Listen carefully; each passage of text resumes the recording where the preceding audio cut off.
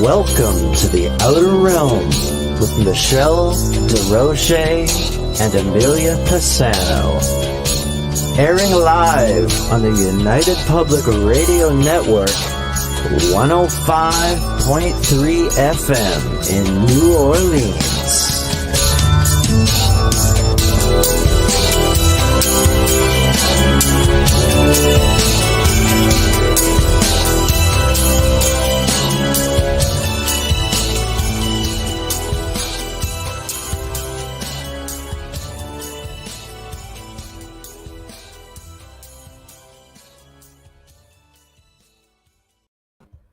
Good evening, everyone. Welcome to the Wednesday night segment of the Outer Realm with myself, Michelle Desrochers, and my bubbly companion, Amelia Pisano. We are broadcasting live on the United Public Radio Network, UFO Paranormal Radio Network, 105.3 FM from the Gulf Coast and 107.7 FM from New Orleans. We are fully sponsored by the amazing people over at Folgers Coffee who have been a part of our journey since the very beginning. So thank you, Folgers. It wouldn't be the same without you. Also, big thank you to Dr. Snick, the sonic surgeon, a.k.a. Justin Snicker, for his contribution of his time, his music, and his voice for the intro that you just heard. He's an award-winning composer of Halloween, horror, sci-fi, and dark wave electronic music, which can be found on all of your favorite music platforms. Also, big thank you to Steve McGinnis, the artist behind the banners and logos here at the show. Check him out on Facebook and Instagram. Also specializes in the horror genre, but does phenomenal commission pieces of any kind, including, graphic novels, things like that. So check him out. Tonight, we welcome back John Polk.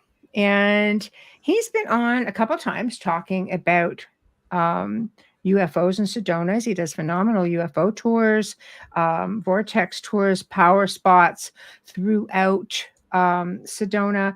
Tonight he's going to be talking about ghosts and hauntings, different paranormal experiences that he's had out there. And let's face it, we all know Sedona is just crazy energy on many levels.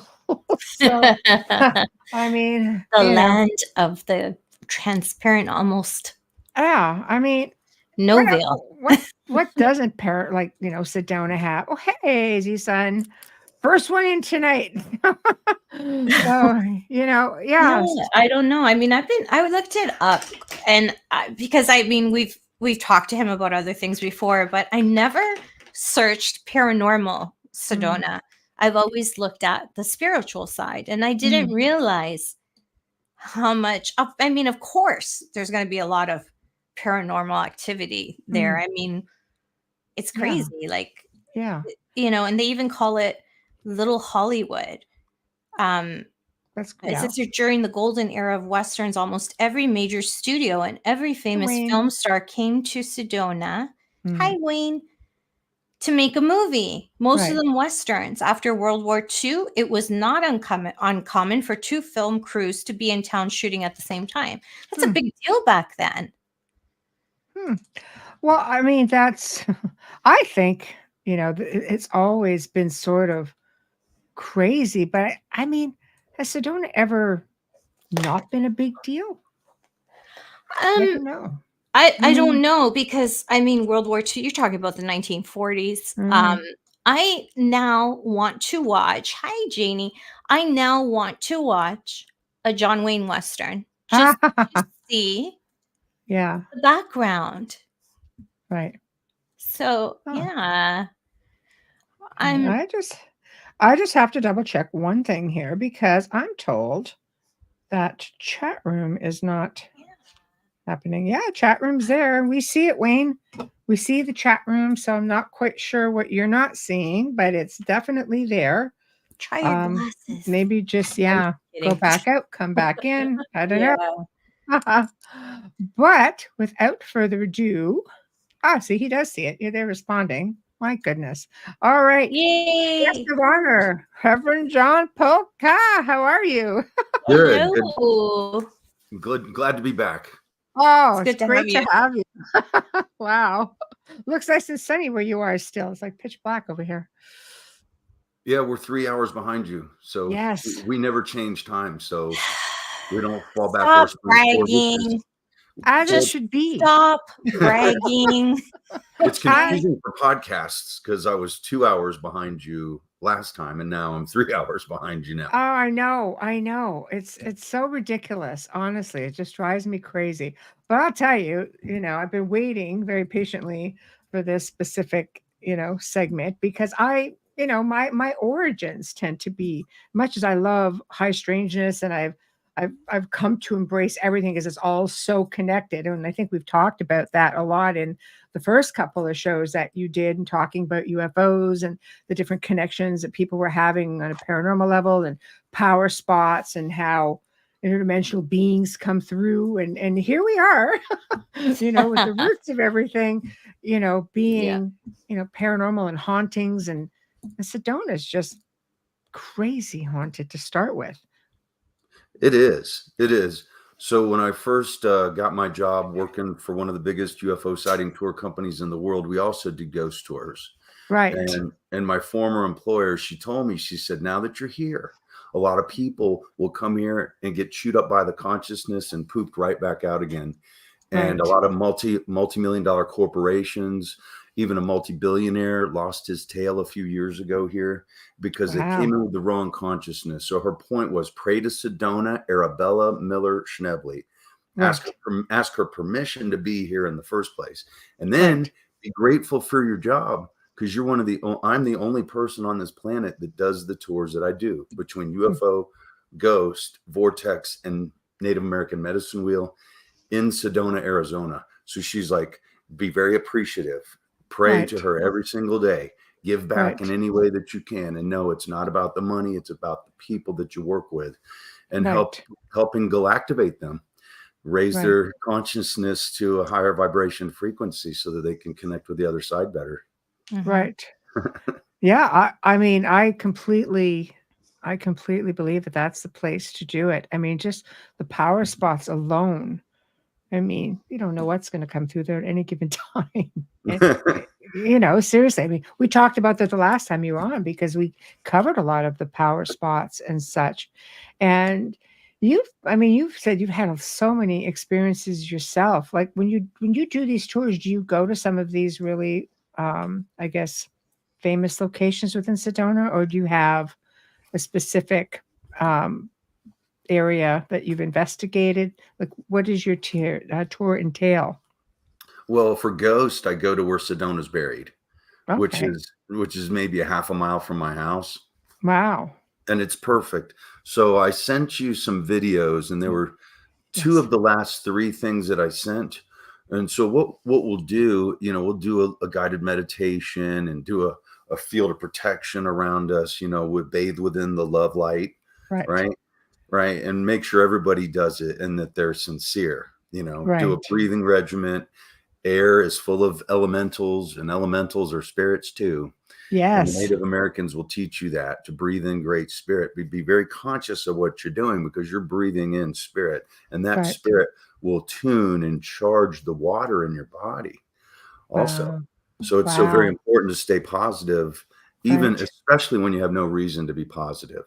For UFO, I go all kinds of different places. I like to challenge myself. I like to, I've never been there. Let's go there, Or you have an Airbnb. Oh, I can do it in behind your resort. We can go out in the middle of the forest, or I can do it from my driveway. Right. Well, I love, the dimensional forest beings that come through. You end up with, like, do you guys have fairies in Sedona? Absolutely, we do. Okay. Yeah, and orbs also. So you can prove scientifically that certain orbs will communicate with other certain orbs through binary code. It's like, what are they doing? And if you zoom in on some of them, sometimes you'll see a face inside the orb. Yes. Sometimes it looks alien. Sometimes it looks ethereal, ghost-like, whatever. And orbs are tough because, there's so many scientific things that an orb can be: dust, pollen, dander, moisture. It's really difficult. So when you can catch one, because you can get nice colored ones as well. But when you one with a face that's doing really erratic things. Oh gosh, You they're know? fabulous. Oh, yeah, There's no question. we had occasional ones at, at our old home. And the house was empty for about 4 months, and there's no force heating, nothing. And there was nobody in there to stir anything up. It was January, beginning of January, and these orbs would like come out of the lights and go into the mirrors. And sometimes they'd go 2 by 2, and they do things like this, and just, Oh, it's a very haunted location. well, I'm pretty That's why, I'm pretty on it going, okay, no, that's dust because we just walked through. But for 4 months, like the house was haunted, nobody in it. It was interesting. So, if you can get orbs and connect them somehow, and they're communicating with you. I love when you can substantiate it with, let's say, if you're doing an EVP and you're recording visually, audio or video recording yourself as well. And then as a voice comes through, then you see this orb that's like touching your arm or something. And you kind of go, oh my God, something just touched my arm. Things like that really make it credible, especially. Yeah, I agree. So I've been thinking a lot about this topic. And the one thing that was the most prevailing thought is that the word ghost is used interchangeably with all kinds of other terms. Right. And very often it's grammatically incorrect. So as I do on all your shows, I'm going to, disclaimer and say, I don't know everything. Okay. I have very educated guesses based on, since I was a child experience. I'm almost 55. So I have almost 50 years of experience working with ghosts through my mother, who started me out as a child. So if I used the wrong terminology, then I probably did. But some of the terms that can be used interchangeably with ghost are spirit, apparition, angel, which in Greek and other languages, the translation is messenger. It's not what we think angels are. Plus, they all appeared physically in the Bible. I call them the archaliens instead of the archangels. Fourth dimensional shapeshifters, skinwalkers, earthbounders, ascended masters, wendangos, extra dimensionals, and ultra terrestrials. And the list goes on and on. And so very often when I talk and others talk about this subject, we use interchange of not be exactly correct. But in my mind, who cares? Because nobody exactly knows how to explain it exactly. Right. No, I love it. I love it. I mean, and you're right. It can be just about anything. There are things like interdimensional beings or dimensional beings that, for example, I think a lot of it depends on your background and your faith. Where somebody looks at, a Christian might look at a demon as a demon, a ufologist might kind of go, reptilian. I think it's a matter of perspective in some cases. And maybe here's another word, and this is something that, our producers always been like, it could be this, but I think another word would be dimensional bleed through. I'm just laughing because Joe says it weekly. Dimensional bleed through. And I'm like, ladies. I'm like, oh. Yeah, but it's possible. No, I know. I just like to annoy Joe. But that being said, we have Bradshaw Ranch, which we've talked about on the last couple shows, and that is our Skinwalker. That's our Skinwalker Ranch. That's our Area 51.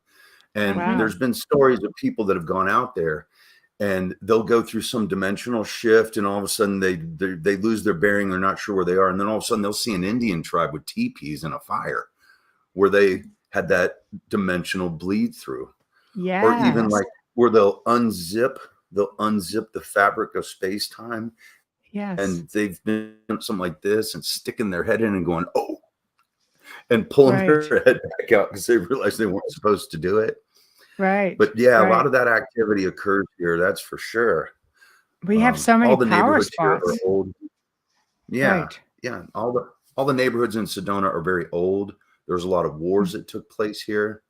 So therefore there's a lot of earthbounders that don't even realize they're dead. My house is completely lit up with paranormal activity. I've had friends watch crystals fly off of the refrigerator and crash in the middle of the floor. Wow, sounds violent. Well, and it never is. You always have to look at it as I'm loved and I'm protected. But then, I've had, girlfriends that have lived in the house where we hear all kinds of knocking and it scares them to death at first. And I have to let them know, If you're scared, then you're going to you're going to bring that in. That's So gonna know make that it you're loved. worse. Yeah, but know that you're loved and Don't do protected. that. And then they're like, Yeah. So Well, it'll also yeah, cause them but to project energy as well, right? Out of fear. Yeah, exactly. Just like Yoda, fear leads Right. to the dark side. I love Yoda. I know. I've never watched a Star Wars film, but I love Yoda. I know. I love I Yoda. like baby Yoda. Right. Yeah, I'm a Star Wars freak. So try. Never There is seen no it. try. There's either do or do not. There is That's no right. And he's not wrong. He's not wrong.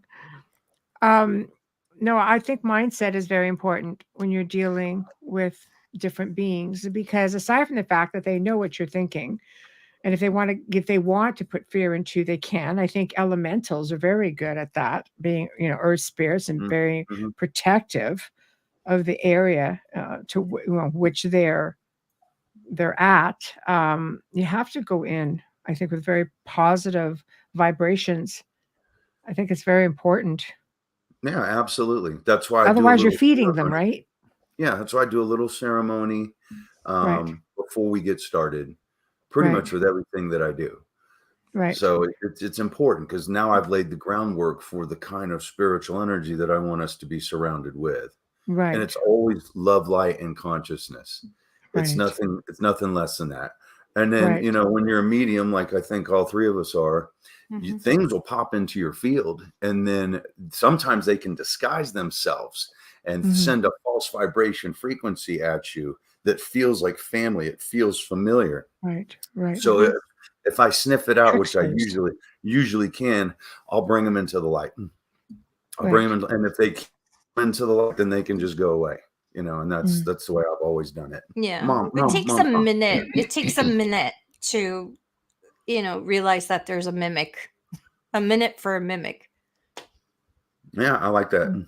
Yeah. And I used to teach classes at the biggest psychic center in town. It's called the Center for the New Age. And I was the only man there at one time out of 17 readers. But that being said, it was just an incredible experience to work with people.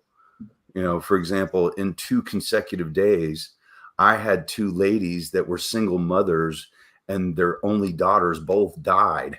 One was murdered, and one got killed in a drunk driving accident where she was a passenger in a car where they got hit by a drunk driver.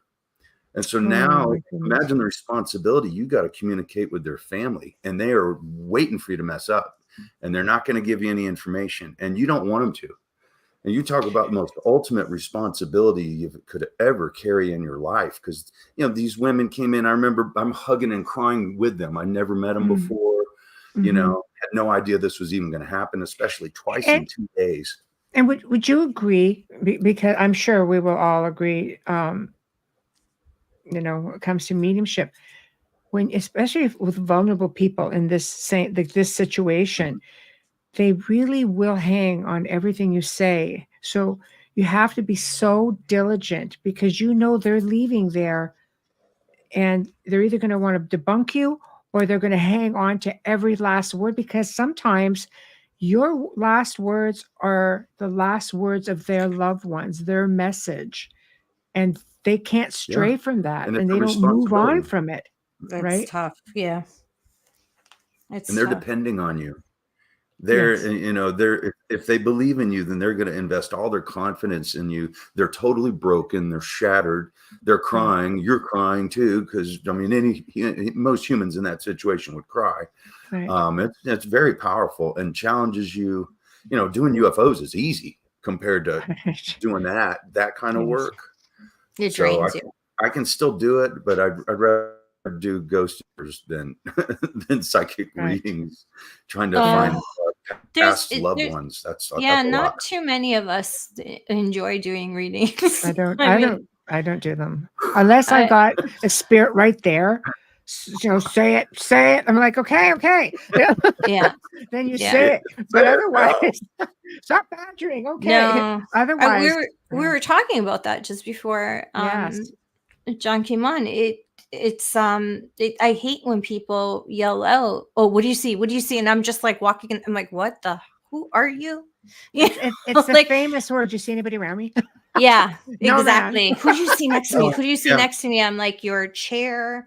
Because Yeah. they don't realize that you shield It's a and you process. ground and you protect yourself so that you're not being bombarded. Because when a medium walks into a room of 10 people, there's like 100 in there. Well, you It's have not those the spirits same that like for to us. piggyback, right? Always. Yeah, it's not the same for us. And it's difficult. So you have to bounce that and deflect it. But I do give readings for people who've lost their children all the time, free of charge, whatever. Email me, send me pictures. I will do that for you. It's something that I always do. And I've always, my God, for years. Those are ones that I truly love to do. And I want to do because I feel protective of the parents to keep them safe, because the grief of losing a child is unimaginable. And I pray nobody has to endure that, but people have, and you have to protect them because they are a gateway to the other side, meaning a darker side, not necessarily Mm-hmm. so it's just so easy. Like we were talking about the mimics, a minute for a mimic, because the first thing you want is it to be your loved one. You don't want to think that this is possible. So I had a loved one come to me at a funeral. So it was my dad's brother, and I fly from Florida to Texas, get a rental car, and drive straight to a wake. So I mean, that was in that order. And we get there, and my uncle was very respected in the business community. So there's probably 400 people there, and my dad's there before me, and so is my sister. And everybody's crying, predictable kind of scenario. And my uncle, I can see him over his casket. I can see him, because that's very often what they do right after they pass, is they're still around the body. They see they want to listen to what people are saying about them. They do. Mm-hmm. And so he's trying to communicate with me. Yeah, he's trying to communicate with me, and I'm like, there's too much noise in this channel. There's too many people. Yeah. I'm not getting anything clear. I'm just getting all this jumbled language from everybody. I'm like, wait till I'm alone. So that night, go to bed, wake up in the hotel room, boom, he's right over my bed. And then he says to me, he says to me, I feel so stupid. And I'm like, why would you feel stupid? He said, I realized that I was praying to extraterrestrials my entire life and I didn't know it. He was a Christian. Bible aliens. Yes, you can Bible remove aliens. the word angel and put alien in, and it fits. It does. Yeah. That's, but then, it was just the craziest thing. And then he said, my mama and papa from East Texas were waiting for him as he was approaching the light to take him away from the false afterlife matrix that we get stuck in by I've heard that before. By giving our souls to, because that's what aliens do. They ask your soul, they ask you to give your soul to them, and they're all aliens. All of the deities that are worshipped around the world, they were all aliens, teaching us religion, teaching us to pray to them as opposed to source, and giving our souls to them so that when we die, at least a fraction of our soul is that washing machine. And so my mama and papa escorted my uncle away from that so that he could connect with his oversoul. And that's what you want to do. You want to connect with your highest self, because your highest self has your better interest in mind. That's source. That's creation. That's your creation. Yeah. So our God self, we have it. You could call it your soul. You could call it a lot of things. But anyway, that happened at a funeral. Unbelievable experience. Yeah, I know. Wow. Can we back up again and go to Bradshaw Ranch? Do you guys have skinwalkers there because you have such a big indigenous community? Yeah, we do. They're called the Windangos. They're called the Windangos. Yeah, they call them Canada the Wendigo. Wendigos. Yeah. Wendigos. It's the same thing. It's similar. The same concept. Oh no, they are. Yeah, it's always interesting to me how it varies, almost like the werewolves, how the names vary in different parts of New Orleans, like the Loup-garou, right? And in French, that's pretty much where it is. So I love how it varies, but you have these same beings. So what do the people, you have people who live on Bradshaw Ranch, obviously, much No. like, oh, you don't, so Well, it's as empty. well, I shouldn't say that. We have Black Ops military that Ha! that occupy the territory. Okay. But I don't. Really? Now it gets I, interesting. Okay. yeah, I don't know if you saw the docu-series on the History Channel. It's called Beyond Skinwalker. So Yes. we've all heard of Skinwalker Ranch, of course. So the same team of scientists, headed up by former Black Ops CIA operative Andy Bustamante, who headed up the team, I believe, for 4 years in northeastern Utah at Skinwalker Ranch. The first place they wanted to go after that 4 years was Sedona. And they Mm. did. And they did the documentary on it called Beyond Skinwalker Season 1, Episode 1, and Season 1, Episode 5 was Part 2. So it was so much material that they couldn't just lump it into one, 45-minute program with commercials. Right. And yeah. And so, Wow. yeah, I mean, heavy stuff. And they found the tunnel system, right? And the tunnel system goes right underneath the portal, which I believe I shared with you You did a when we couple talked about shows power ago. spots. Yeah. Yes. But Yes. yeah, they found the tunnel system and it goes right underneath the portal. And underneath the portal is a patch of uranium, figure that. And then coming out of the portal is a 1.6 gigahertz signal, which is reserved for Black Ops military for interstellar communication. And it hits the patch of uranium. So what we think, and we don't know, but what we think is that it amplifies the signal. I mean, I can't think of why else that would happen. And then it continues underneath. And then the portal, this is not coming through the portal, it's coming out of the portal. And the portal's not there all the time. It's always there. Sometimes it is, sometimes it's not, which makes no rhyme or reason. But the tunnel continues and dead ends into an abandoned concrete plant in Clarkdale, Arizona, which is maybe 20 miles away from Bradshaw Ranch. That Wow. at least at one time was owned by Lockheed Martin, which is a major defense contractor. And I found that out. Yeah. Yeah, I Yes, found it that out through is. Tom Dongo, who him and Linda Bradshaw wrote the book Merging Dimensions, which really put Bradshaw Ranch on the map. Wow. So, but yeah, their research, you couldn't argue with it because they had these egghead scientists, right, who were there to debunk it, and they proved everything. Right. And So they much like they proved Skinwalker it through Ranch, science. Yeah, they yes. proved it all through science, which was great because I've been talking about this stuff for years, and it's hard to believe what I even talk about. But I'm like, please do your due diligence, do some Right. research, watch these docu-series. They tell the story better than I do. Right. Well, I think when you have that blend, there's a reason Black Ops is there. It's because you have things that are going on. Skinwalker Ranch is the same, right? They walked away from it, and now you have the current owners, and now you have scientific experiments going on, which gives a lot of validity to some of the things that have been found. But there's a lot of paranormal activity there, which would make sense if you've got all these power spots. You have, your cryptids, you have your UFOs, you have your, dimensional interstellar beings, you have all of this stuff. Paranormal is not going to be any different. You're going to have, spirit energy or disembodied energy coming in and out with ease. Yeah, absolutely. So did I ever play the audio recording of what I captured close to Bradshaw Ranch? I can't remember. We played a lot of things the last time. I think you might have. I have so much good stuff. But this was a number of years ago. And I'm about, maybe 5 miles from Bradshaw Ranch, but you can see the portal from the distance, right? Okay. And then we see this massive UFO fly over our heads. There's probably 10 of us. And you hear me go, the propulsion field is massive. Right. And then these two beings, whatever they are, it's debatable, but whatever, they jumped in over the audio recording, and I didn't catch it for 2 days because we were busy at work. Then my former boss, she would have me just record absolutely everything. And if it's nothing, just delete it, but send me everything because I'm gonna put it on Instagram. And so I would, but it took me 2 days to get to that because we're just so busy, slammed with tours. Right. But anyway, if you want to hear it, I'll play it for you. Yeah. Oh, yeah, absolutely. All right.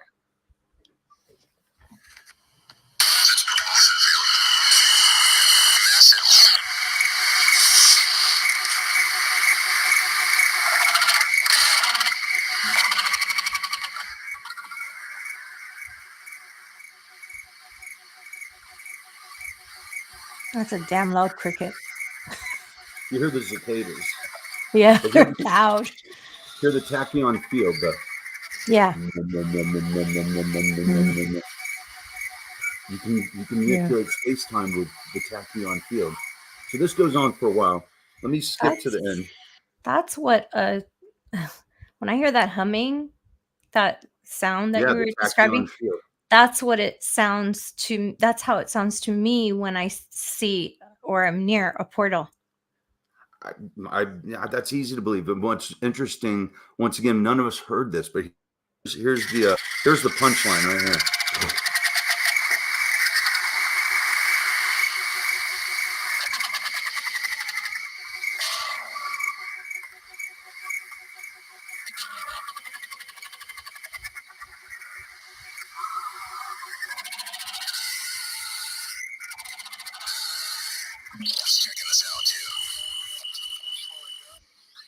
And he's checking us out too. So you could hear how it goes from back into whatever warp time into real time, right at the end of the recording.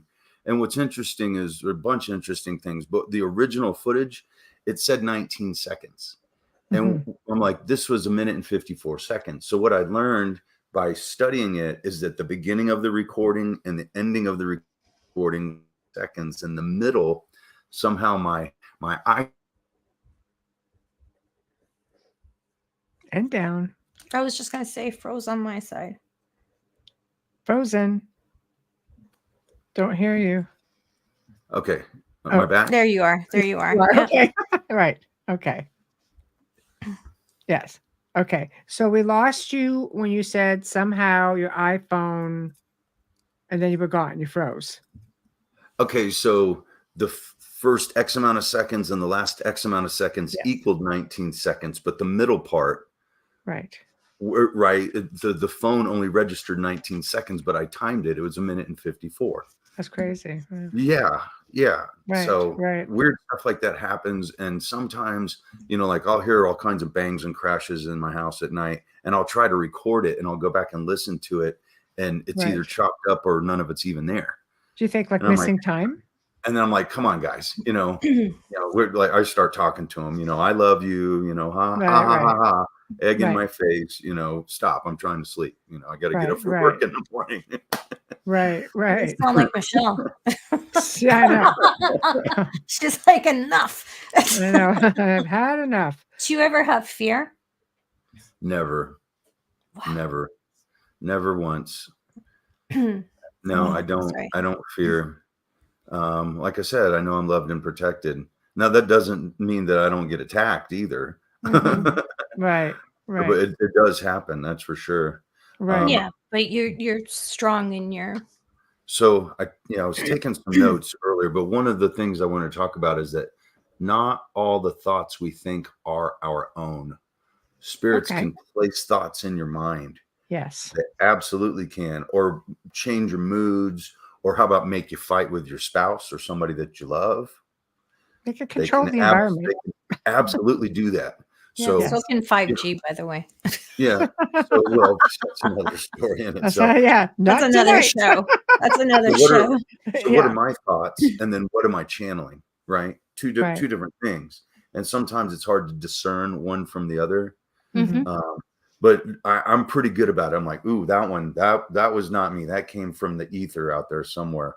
Right. Or, I have my Akashic antenna up at all times. I pick up on downloads all the time. Right. So here's one I picked up on recently, and vegans don't like to hear this, but if you're vegan and you eat anything with yeast in it, there's microbes in the yeast, and the microbes are meat. They're not plants. So you're literally eating animals. What? You're eating animals. But they have brewer's yeast. Isn't that from hops? But anytime I'm not vegan. I'm just saying, like, I have family that it. But the microbes, not plants, they're meat, and you're eating it in the yeast. Same thing with mushrooms too. The fungus, it's alive. It has consciousness. So that came to me in a download. And it upset a lot of people when I That told would them, but explain I'm why like, I love mushrooms, but because I'm a carnivore. I love mushrooms too, but it's like if you take the pasta and bread Right. out of your diet, then Right. it doesn't apply to you anymore. But I if think you eat everything pasta and bread, has an energy. I mean, trees communicate absolutely. via a root system. They ground your energy. That's why, you have the saying, hug a tree, because it will exchange its energy with Oh, you. It yes. grounds you, like they communicate. It's interesting when you think about the fact that even plants have consciousness. Absolutely. So, Scientific experiments have been done with it. Even water. You have should you have. have you ever heard the recordings of plants that are losing their fruit to harvest? No. They're crying. They're No, crying. No. It's You true. can hear it. I know. I can't even. I know. I talk to my flowers. Like, I can't. Yeah. And It's I'm true. like, I eat everything. You know what I mean? So it's, I disassociate. It's terrible. Vegans probably hate me right now, but I disassociate the animals, because to me, cows are like giant puppies. So I can't say that's a steak. You know what I mean? Mm. Anyways, that's a whole other show again. It is. But let's say there's a But- blade of grass and there's a caterpillar eating it. And just like you said, Michelle, through the root system, it will send information to the other blade of grass that it's getting eaten by a caterpillar. I've heard like that. Just like in the movie Avatar, that there's a neural network underground and even in the air between plants. They're just as conscious as we are. And so on my Vortex tours, I will take people out to the vortexes and I'll be like, see that tree? That's not a vortex tree. That's not one. That's not one, but that's one. And the way to tell is that especially the junipers, they'll twist as they do. Yeah. And then to challenge myself as a psychic, I try to pick at least one person out of the crowd, and it's almost always a female. Believe it or not, women have a higher vibration frequency than men do. I believe it. They do. You can prove it. Well, you can prove it scientifically. You don't have to tell me twice. I have them go up to the tree and not touch it, but put their hand within an inch of it and see if they can feel the energy. Mm-hmm. And I try not to put anything in their mind, but I do. But I say you may feel a tingle, you may feel a push, you may feel a pull, you may feel a change in temperature. You might start to shake. It's different for different people. And I'm like, if you don't feel it with one hand, try your other hand. And I've only been wrong twice in 6 years. Right. When I pick those people out. And sometimes I just won't pick anybody because I don't want to be wrong, but usually I almost always pick somebody, and it's almost always a woman. And like I said, I've been wrong only twice in 6 years. So it's like, if you think you're psychic, you have to constantly test yourself. It's interesting how you talk about, cold spots or hot spots, change in temperature. Because it's much like when any sort of energy being comes into your space, it can alter, the temperature as well. And then on Beyond Skinwalker, they have this guy that specializes in that. Right. I don't know exactly what you call it, but he has this, thermometer, for lack of a better term. And he's like, when this happened, it got 10 degrees colder. And when that happened, it got 10 degrees hotter. And they were stimulating that activity by using very powerful lasers, which I'll use on my UFO tours also. But they had these lasers that are probably, $100,000 that doing all these kind of sacred geometry patterns and stuff, and it was provoking energy, which was changing the outside temperature on the fly as they were doing this experiment. And so, to your point, exactly, I thought that was really crazy. Cool. It's craziness. You are obviously, you take people to Sedona's gravesite and you try to communicate. Do you have a really good communication with her? Because I noticed you sent a video. I can play at any point if you want. You can do it now if you want to. If you think it's the right course. thing to. Yeah. Okay, so, I'm just going to bring it up. I sent you almost all still photos, but the last 2 of the 3, I believe, were videos, and I believe it was the third from the last that was Sedona herself. And I've got two videos. The Sedona and Megan. Yeah, so Sedona, that one. Okay, so we're going to go Sedona. Okay, 1 minute. And what I do is I ask her to turn on this flashlight. Okay, and you'll hear the guy, you'll hear the guy go, "Oh, I thought it was on a timer." I'm like, "No, it's not a hoax. This is real." Okay, so I'm going to put this up. Do you have audio for it by any chance? I should. Okay. Well, we'll see. Okay, So, 1 so second. there's the EMF, right? Okay. The device on the left side, and then the flashlight. Okay, let's see. Let me know if you can hear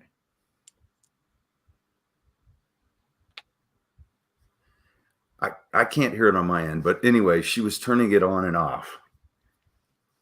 it. Okay. Can you guys hear it at all? No. No? No. Okay. Okay, 1 minute. Let me try. No, it's a movie. It has to be an MP4 for me to be able to get it to the And soundboard. I just sent it to you through my iPhone. Yeah, no, that's okay. The soundboard will only take it if it's an MP4. But the idea is to be able to see the light. You're basically communicating and and essentially it's look at she's taking the flashlight and she's making it go on and off, right? Yeah, she's interacting. Right. Yeah. Okay. So I asked her, I'm not telling her what to do. I love you, Sedona. I consider her my mother in certain ways, because how I landed in Sedona multiple times. Yes. It's a pretty amazing story in itself. A million little things had to line up, and they did. Right. As improbable as it was. But I think I can't prove it to myself or anybody else, but I think I was one of her 6 kids. That's what I really think, because the way my mom got remarried here, I had a free house in Sedona for 8 months, which is unheard of. It's so expensive to live here. I live in a garage right now. Right. Right. And then I was driving across the country to be with a girl in Southern California, and she broke up with me on my way over to California. And I promised my friend Suzanne Ross, who I've been her UFO guy for forever since I moved here, that I would MC her conference while she was out doing activations on the Red Rock. And that's what brought me back to Sedona the 3rd time. Yeah. And then a month later, I get a job with one of the biggest UFO sighting tour companies in the world. That's where I meet my former employer. And she taught me, pray to Sedona, pray to the consciousness here, be as respectful and as humble pie as you possibly can, because company after company, individual after individual, I don't care how much money they have, how talented that they think that they are, this place can definitely chew you up and poop you right back out. That's for sure. Right. Well, it's an incredible place for sure, so I've got all of your stuff labeled. Do you want me to just put up pictures and Sure. Yeah. Oh, okay. Why don't we do that? Okay. So we're doing show and tell, guys. Yeah, and I can explain to you. And so there's no audio with what she's going to show now. No, so not at all. I can just tell you what the pictures are about. Sure. Okay, here we go. We're going to go 4th dimensional walk-ins. Okay. Cool. I'm going to put this up right now. There we go. Here we go. This one, and this one. Okay. Oh, wow. Okay. So my buddy was taking me home, and we see these 2 massive elk walk right past us in the middle of the night. And if you look, they're turning around looking at us. But if you look at their tails look like the faces of extraterrestrials. Right. Is it just me, or but you can see the elk are turning around, and it looks like the butt end of these beautiful animals. If you look, it kind of looks like faces to me. And I show my buddy. Then you're getting into pareidolia a bit too, right? It can get really. Oh, absolutely. Yeah. Pareidolia will take over your mind if you allow it to. Yeah. That's what that was. It was these 2 massive elk in the middle of a very residential area.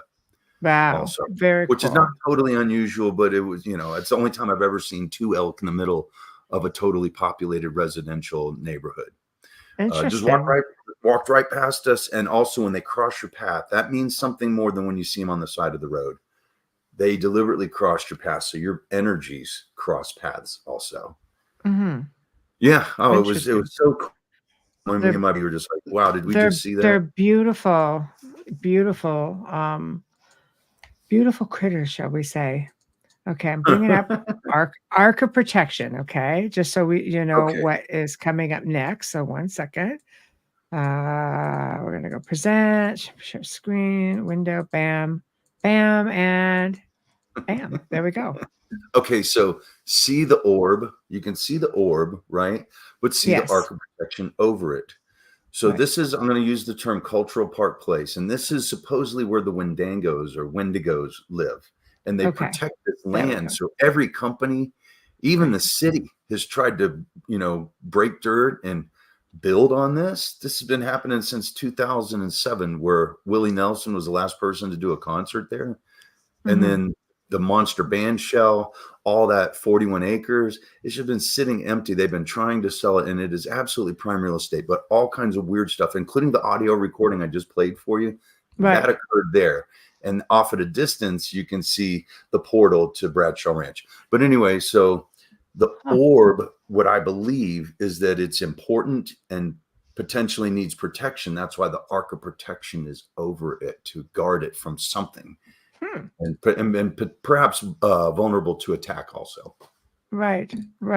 Just my best guess. But at Cultural Park, it's 2 years ago, and I'm out there on a tour, and I see these stakes in the ground. It says, lot this, building that. Lot this, building that, which is evidence of surveying, right? Stakes in the ground, pink flags, lot this, building that. And also I start telling my friends, I'm like, wow, somebody finally broke the curse. Well, guess what? 6 months later, all the stakes were gone. And if you talk to contractors and construction guys, they're like, somebody paid to do that. I'm sure they paid to do it with every intention to build on it. And once again, the curse strikes that area. So my former employer, when she first started doing UFO, like 17, 18 years ago, she went there with offerings of sage and tobacco for the Wendangos, and ask permission to be on their property, to be on their sacred, hallowed ground, and to be able to make money. And she was there for like 16 years. Isn't that a trip? But she knew enough. She was very psychic, still is. Survived cancer 7 times too. Let's go there, because she believes because of the vortex energy. Yeah. Well, I mean, they mean business. I mean, there's a lot of folklore around these things, They mean business. I like they do. It's serious business. It's their land, and that's the way they look at it. Yes. And we're just trespassing, basically, and disrespecting them and their land. So all these different companies, I'm telling you, I can prove the companies that have gone under trying to develop that and other property around town. I can point it out just by driving around that one. And I always say on the tours, can't prove the curses, can prove the bankruptcies. That easily proved. Right. So, well, I think there's, you hear stories about this all over the world where, where sometimes there's just certain parcels of land that you just can't have it. The power's far greater than us. Well, far greater than us, and they want it. It's theirs, and that's the way it goes. Okay, face in the sky. Wow. Oh wow. Yeah. So that was just, it was the strangest thing. It was, in Sedona, not really looking for anything. That's in the sky, and it kind of looks in pareidolia again, but it kind of looks like the face of a gray alien. Right. It looks like part. It might be that might be a stretch, but you might be able to see the eyes, and then the rudimentary mouth, and even a nose feature, right? And then perhaps even an elongated skull, and then there's an aura around it too, or I don't know. You can see almost like a field around it, which I don't know how to explain it any better than that. But anyway, that was just something. Is it bleeding? Like it almost looks like the light's bleeding into the sky. Yeah. I mean. That's a tough one. Yeah, well, that's a tough one. To explain. All I know is I saw that, and we got the picture, and I'm like, ooh, because I have this presentation, and I've shown you a lot of my presentation by just sharing these photos and videos with you. It's a great shot. Right. Oh, great. There was nothing else in the sky at that point. Was it a really cloudy day? No. It was. That's it. Well, you can see it's perfectly sky blue around it, so it wasn't a cloud. That's for sure. Right. Yeah. Right. I mean, your guess is as good as mine, but spirit can bleed through and create apparitions, or I'm not, not exactly sure how to explain it, but whatever. I agree with you. Yeah. No, I agree with you. And very interesting picture. Okay. I'm just going to bring this one down a little bit here. Okay. This one is the Holy Cross Sedona. Oh. And I'll let you just, I'll let you say it, John. I'll try and come down. I'm trying. All right, here we go. Wow. So now, if this is okay, so in 1956, a lady named Marguerite Brunswick, she was a sculptor from Manhattan, and in a distance in the 1930s, she could see the construction of the Empire State Building, and it inspired her to build a chapel. Long story short, she chose to do it in Sedona. Okay, and anyway, she had two visions: to make the chapel in what you call cruciform shape, in other words, in the shape of a cross. Mm-hmm. And then also she wanted to sculpt the Jesus on the crucifix.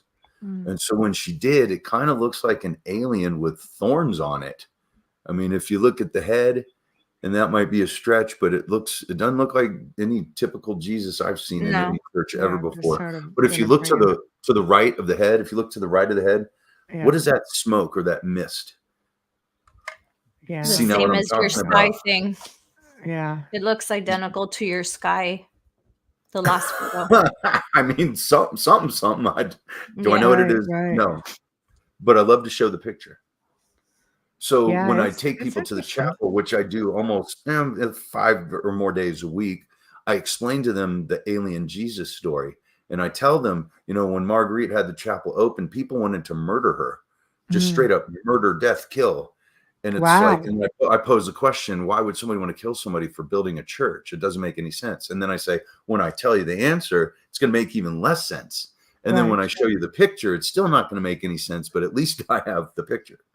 Right. And so, and so I tell them, and then I'm like, now what you're going to see now, you're not going to see the alien Jesus. This is a new Jesus, which is unique also, which is where Jesus is dying on the tree of knowledge with his eyes open. And that's the only one in the world like it too. And there's a good way to get a lot of hate mail.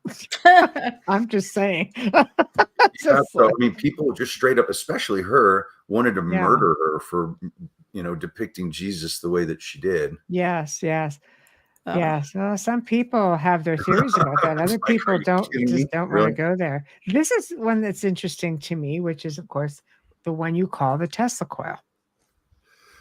Yeah. And I don't know how to explain it any better than that, but this is at Cultural Park also. So, very often a lot of people in Sedona will make these technologies where they have let's say a crystal rod, and they wrap copper around it. Right. And it creates this very metaphysical and healing effect also. Yes. And they'll fashion it into jewelry and wrap it and do other things with it. And anyway, but you can see it almost looks like a Tesla coil to me. I didn't know what else to call it. And then you see the point of light behind it. But this was at Park also. And bear in mind, nobody saw that one or the orb with arc protection over it either. Those were not seen. The photos were taken.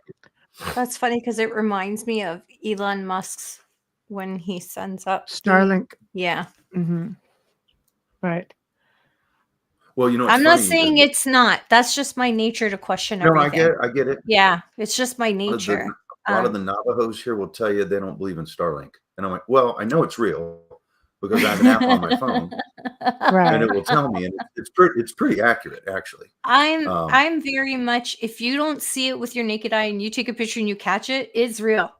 You're telling me you didn't see it, you photograph and it's there, then I believe you, it's real. Yeah. Well, but they'll tell you, they're like, they don't believe that it's real. And I'm like, well, why not? They're like, we've been seeing this for hundreds and hundreds of years. Wow. So now Elon Musk, who's 52, he's claiming that he's been creating this, which we've been seeing for millennia. All right, we're not buying it at all. And so get this, Starlink flies over Sedona every day, which is not true, but things that look like Starlink do. Right, right. Things that look like it. And there's code buried in it also. There's code buried in it, like Starlink is very mathematical, like, X amount of space, mathematically spaced apart. Well, he's scientist, right? So but sometimes we'll see it and it's like dot dot dash dash dot dot dash dot dash, and it's like almost like Morse code. So we've seen stuff like that, Bubbles. Yeah, we've had a code breaking savant look at it. One hell of a sequence. Really? Yes. Yeah. I've seen it. Yeah, we've had Yes. code Yeah. breakers look at it and they're like, it's not Morse code, but it's definitely some form of It's communication. frustrating because you can't figure it out and you can't even No. read the energy off of it. It is so frustrating. Mm-hmm. That's why, I have to appreciate the time when I was having so many sightings in my youth in the 70s when there were, I'm aging myself again, but when there were no satellites in the sky per se. I think there might have been, one or two. That we know of. Yeah. I mean, That we maybe, know of. Yeah. maybe early 70s. No, I don't think so. Yeah, but not this sophisticated. Yeah, I don't know. But okay, so we're going to come and look at this one. This one here is called plasma. So let me just go grab this one. Okay. Yeah, I Here love we show and go. tell. I love show and tell as well. Okay, so can Wow. you zoom in on that, Michelle? Yeah, So I if am. you I'm go, missing I'm my sorry, to the finger. upper left, if you can pull down the upper left part of it, if you can go Yep. to the right with that. Want to the right? I'm and trying. pull the whole Is photo is- to there you go. Wait, I'm sorry. Okay, there we are. All right. God's So check sakes. that out. See Yes, that and that trippy?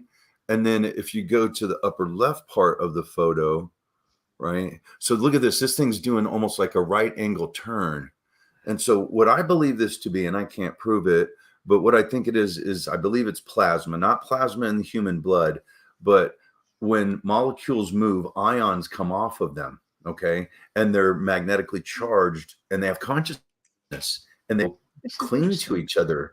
They'll be magnetized to each other and create anomalies like this, which are really unexplainable. But you can see how whatever that thing is does almost a right angle turn in the sky. And this is just north of Sedona on the way up to Flagstaff.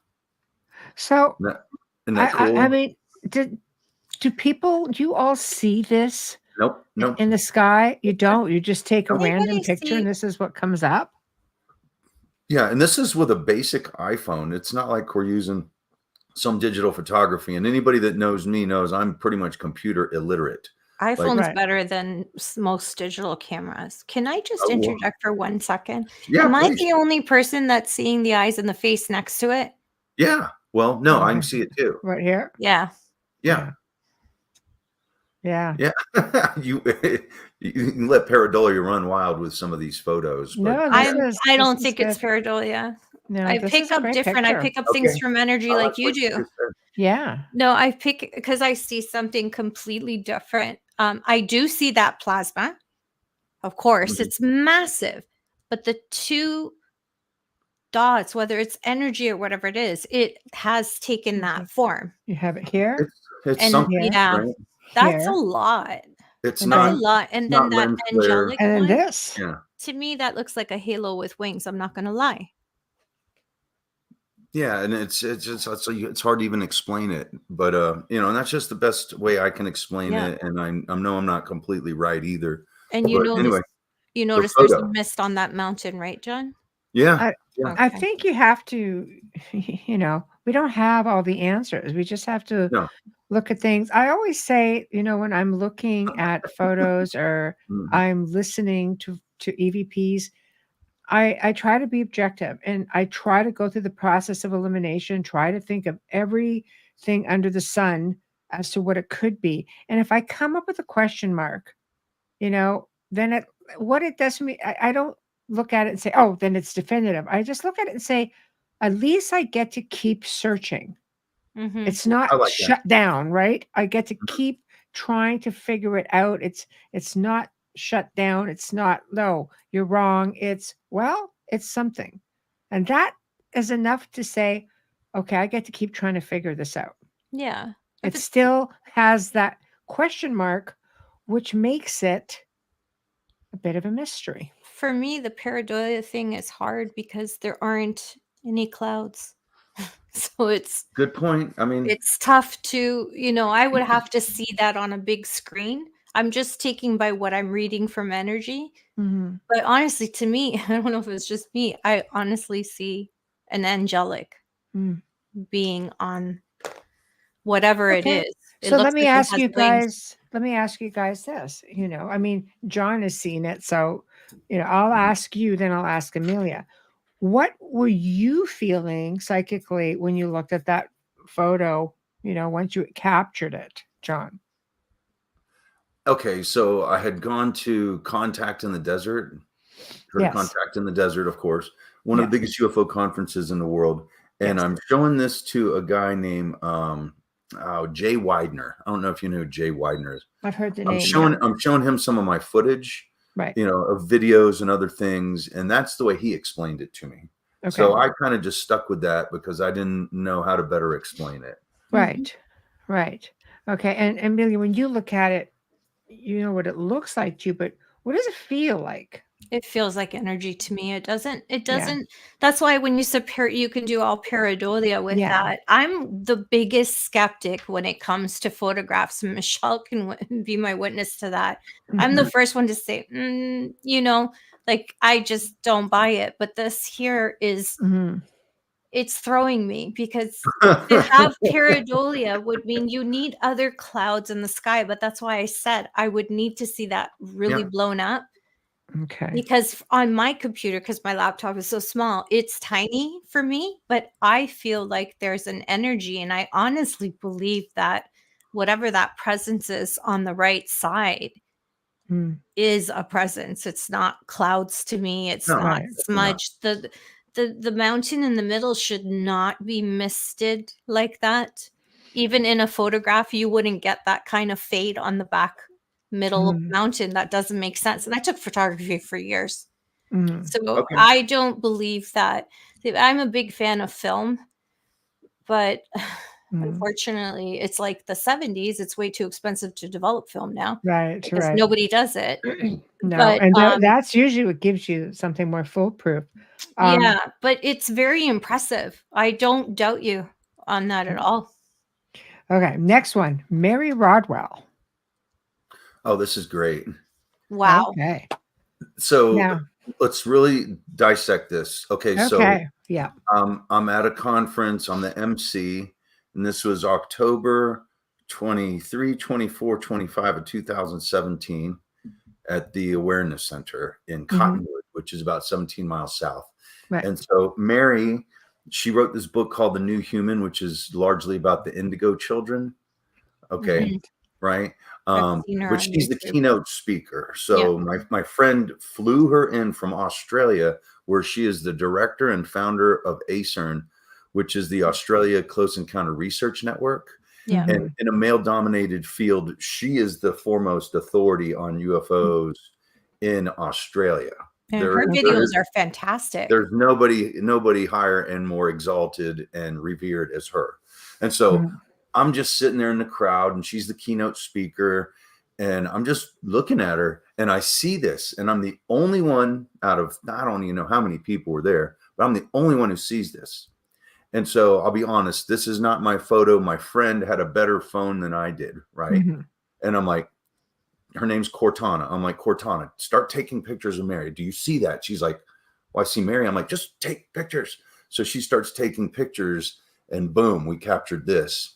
And so if you study it, if you look, so she's on the left, obviously, and then whatever this is on the right, she's on the left, she's looking to the side, but on the right, she's looking up.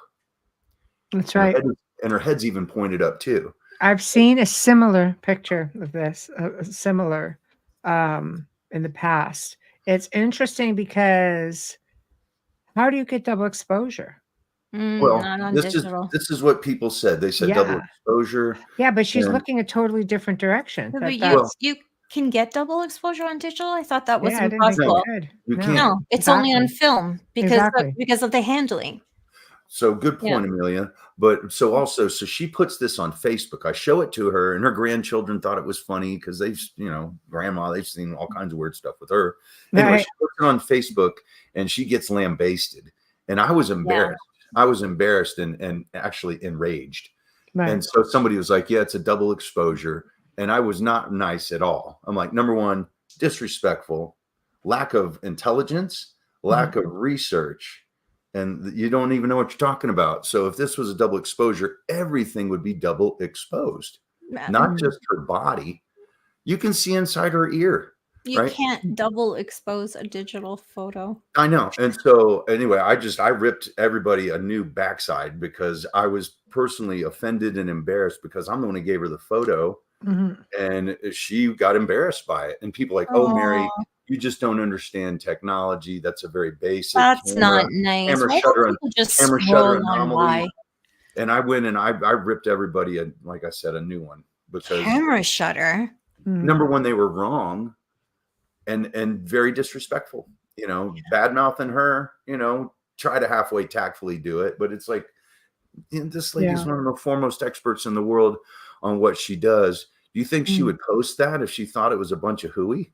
No, there's absolutely no way. But double I mean, exposure wouldn't be sideways either.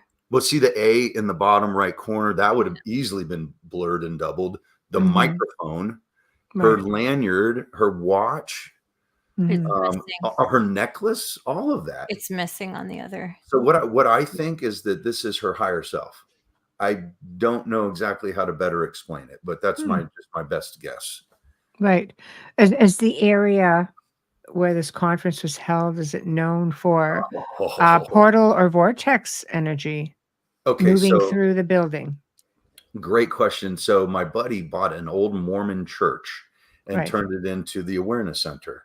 Very cool. Where he would do his spiritual healing, but we would do conferences there and drum circles and all that stuff. And it was a really cool place. Right. And then his father was dying. So he ended up going to Palo Alto, California. And I was just watching the place, which was cool because I got to stay there for a month. But it was totally spooky, haunted in there. You know, where I say I'm not afraid. All right, I lied. I was a little freaked out in there. That's for sure. Yeah. Yeah, but anyway, but to answer your question, yes, yeah, there's definitely. So it's possible that maybe there was a distortion happening. Time and space with vortex or portal energy. Yeah, sure. I buy that as opposed to it's just as much. It's a crazy anomaly. I think people don't realize that when you step in, or if something goes, comes into your space, or you step into that sort of a space, like there's so many beliefs that we can exist in different dimensions at the same time. I mean, it's kind of freaky that you'd be wearing the same thing, but the thing is that, there's a pull your essence, I guess is where I'm going with it. I'm with you on that one. There's a pull the essence, but just for that one moment where you were able to get that capture. And the fact she was looking up she was looking up. Yeah, it's crazy though. It's crazy. It's super, super interesting. I love it. Okay, next. I'm going to go to this one. Hi, Corinne. Cocapelli. Am I saying that right? Uh-huh. Okay, good. That's good. Because you never know. I'm French. You never know how it's going to come out, John. Oh, gosh. French, any Latin-based language, you have no clue what it could come out anyway. Yeah. What is that? Once again, this was not seen. So this is just once again, I'm guessing, but there's a Native American fertility god that's indigenous to this part of the Pueblo Nations. Right. And he's called Cocapelli. And you see him depicted bent over playing the flute. Right. That's what that supposedly is, right? Right. And anyway, but this is the cultural park place where the Wendangos or Wendigos live, right?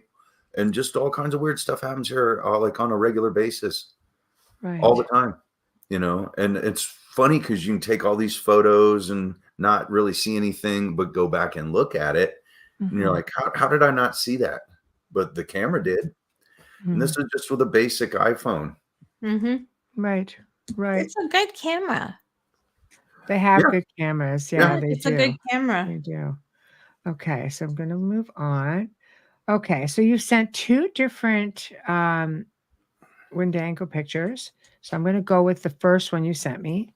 Okay. Okay, 1 second. 1 minute. Come on. There we go. All right. Love and show and tell. Okay. Me too. I wish it was just a bit of a quicker process to get it all. But unfortunately, it's helping with because I fidget a lot. Okay, so notice the rock in the bush. And so that gate or whatever you want to call it, that was not visible either. But according to my former employer, she said that's what the Wendangos travel through to come here from whatever dimension that they're coming so it's from. a portal. Yeah. Or a vortex. You could definitely call it that. So Okay, if you look between the two rocks, just above the two rocks, yeah, what is that? Okay, that shows up in another photo which I sent you also. Okay, all right. Let me just see if I can. That's got movement in it. There's a lot of movement in that photo. Yeah, that's crazy. Yeah, I mean, and this energy's coming in. Obviously, I interpret it as energy. You notice the portal, Michelle? It's green. You see the green? Right in here.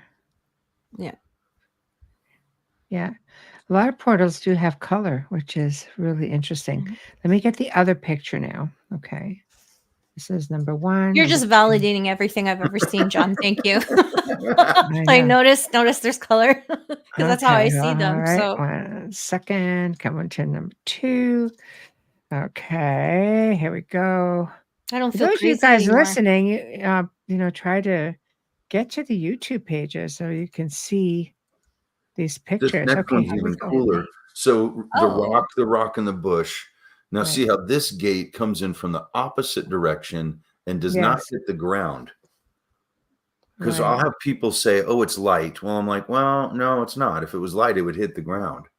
Light just doesn't stop abruptly like that, unless it hits a solid object or a reflective surface." Right. Yeah. Right. And light is a particle. So once again, where that thing was, I pointed out between the two rocks, you can still see it. And if you enlarge it, you might start to see a face. Okay, 1 second. Let me bring this forward a little bit. Anyway, but there you go. And so, like I said, according to my former employer, she said that she believed, because she couldn't prove it either, that the Wendangos travel through these things into and out of this area, which is not far from Bradshaw Ranch, where she gave the offerings of sage and tobacco to appease the Wendangos and ask permission to be there. I'll make notice of this little thing right here. Okay. Yeah. Okay. Yeah. Because when you look at the Wendango or Wendigo, they do have the skeletal, looks like a big elk head or horse head, a skeletal one. A lot of times, right? Skinwalkers are similar. And this does look almost skeletal in a way, with it like the hole in the eye. Do you guys, do you see it?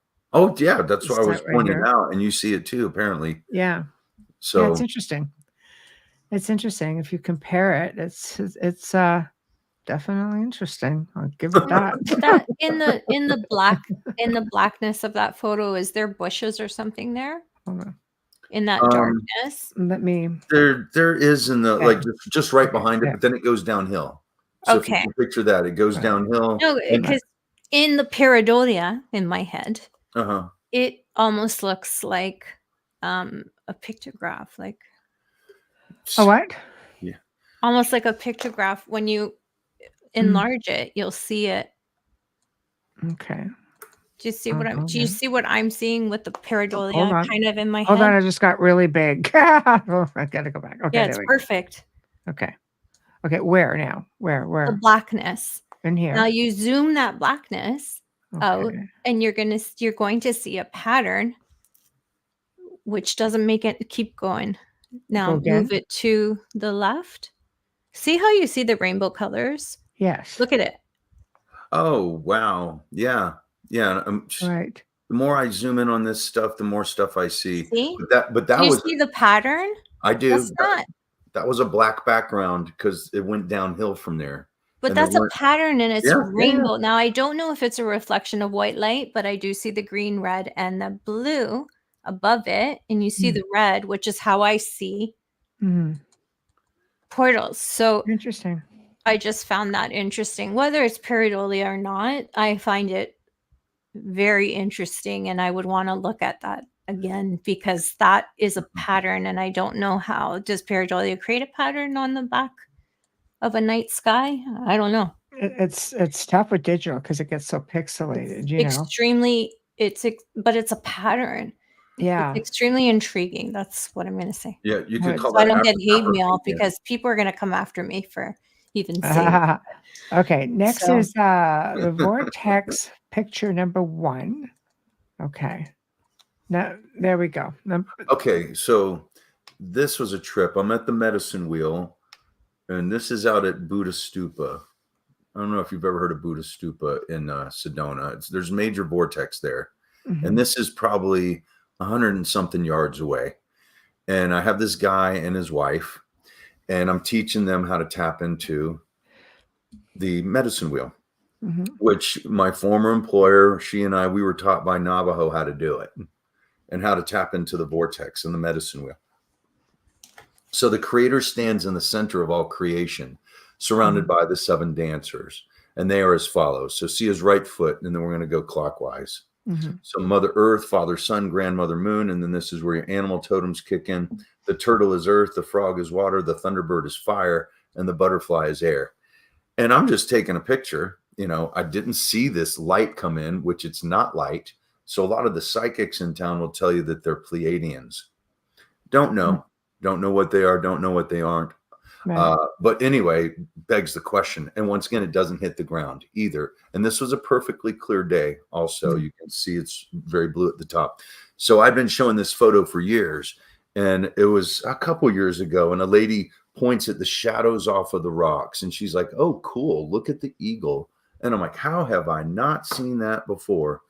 So if you look at his head, it looks like a human head to me. But if you look at the shadow of his head, it looks more beak shaped. Right. It looks like the head of an eagle. Grab it. Yeah, like right here. Yeah. And it's funny because I had been showing this for years, never saw it. So the angle of the sun at that exact precise moment gave the shadow off of the rocks of the medicine wheel, and it kind of looks like feathers on a bird. It does. It does. I mean, it's like, how cool was that, man? Yeah, it's a great picture. That's a great picture. Okay, let me get the other one. The other one is very cool as well. Okay, 1 second. That's a big one here. I have to narrow it down a little bit. Okay, there we go. And bingo. Okay, so that's my mom. She's, I always give mom credit for absolutely Hi, everything. Mom. I love her hat. I love her hat. Hi, Mama. Isn't she cute? Hey, Mama. Look at her all styling. I love it. You know what's funny is she lies about how old she is, so I'm not even sure how old she is. That is hilarious. I know someone like that. That is insanity. I'm like, she really? looks young, so it's hard to tell how old she is anyway. But anyway, she came to Sedona with my stepdad, and then hey, can you take a picture of me and Mom? Sure. And then you see this light. Well, it's not light. See how it curves also. It comes in and it curves right by my mom. And another perfect example. Didn't see this. Went back, looked at the photo. Oh, wow. How cool is that? And where was this one taken? It's called Buddha Stupa. Got it. So this is, there's the main tower, which you can't see. Oh, you can see it. If you look at the stupa in front, see the tower of the stupa behind it. So there's the bigger one and then the smaller one. Right. That's what that is. Okay. Right. Yeah, and that's just me and Mom on a Vortex tour, which was, really cool. And what's very interesting is if you fly over a church on a Sunday when they're having mass, right? You can measure the prayer energy and the energy from singing coming out of the steeple. I believe it. So a lot of times I got to be very careful about how I present this to people, because people can be easily offended by going to the Buddha stupa. You see what I'm saying? So I frame it in such a way that it's the same thing as a steeple on a church. Instead of me calling it a Buddhist temple, I don't call it that. I try to not explain it very well. I learned that through trial and error years ago. I joke about this. That's the difference between us and civilians. We will research other religions so we can understand things, and they're set in their ways. And that's okay. That's okay. Sure. Yeah. They're not doing the same work, but that is impressive. And I do believe that, excuse me, that you can measure that energy. Why couldn't you? It's a frequency. It's prayer. It's a collectiveness. Yeah. That's right. That's exactly right. I'm sure you'd get the same, the same kind of not the same high vibration coming from a cult, you'd still measure frequency. It'd just be a different level. Yeah. So inside the stupa, they did a bunch of things symbolically. They put these prayer flags in it, which are mantras. They're either written in Tibetan or English or both. They're soaked in saffron water, cleansed by the cleansed in sage, and then blessed by the monks. And then they're inside of the stupa, never see the light of day. A non-perishable vat of grain to demonstrate there's enough food to go around the world, that especially no child should have to go without a meal. And then 128 plant medicines inside of it also, to demonstrate that we can get our medicine from the earth. And none of those items will see the light of day. That's part of the symbolism. And underneath it is a cache of guns to demonstrate that we don't need war.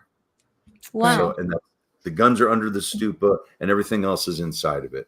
So I love to tell people this. I've gotten in trouble talking about this before out there. Right. But a stupa, do you know what a stupa actually is? No. It's a spaceship. Ah. It is known go. that Buddha would enter the stupa, especially by the Ganges River, and would get into it and fly up into the cosmos to commune with the gods. Right. Yeah, I got overheard saying that before. Oh. Send all your emails to Joe Montaldo at UPRN.